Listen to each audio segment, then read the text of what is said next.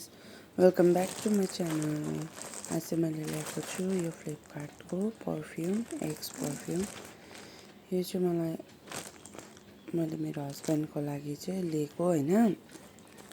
अनि त्यो अर्को इन्गेज लाउँथेँ कि, अनि त्यो चाहिँ मलाई अलिक मन परेन नि त, अन्त यो ट्राई गरेको। तर यो चाहिँ मैले कम्बो मगाएको छु, तपाईँले हेर्न सक्नुहुन्छ। यसको प्याक पनि राम्रो भइरहेको छ।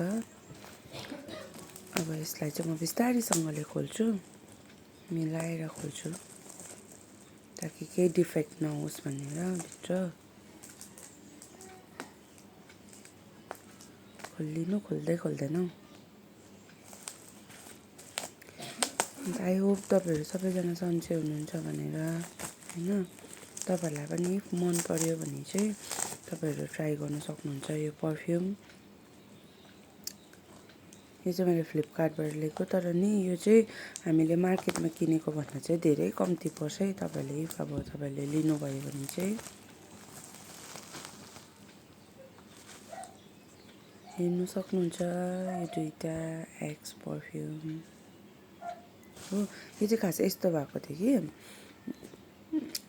स्कुल टाइममा उसले एउटा पर्फ्युम लाउँथ्यो नि त स्कुल पढ्दाखेरि। मलाई त्यो चाहिँ पुरा मन पर्थ्यो कि, त्यही कुन चाहिँ हो भनेको त यही होला हौ भनेर चाहिँ उसले भन्यो कि, अन्त मैले चाहिँ त्यही भनेर मगाइदिएको।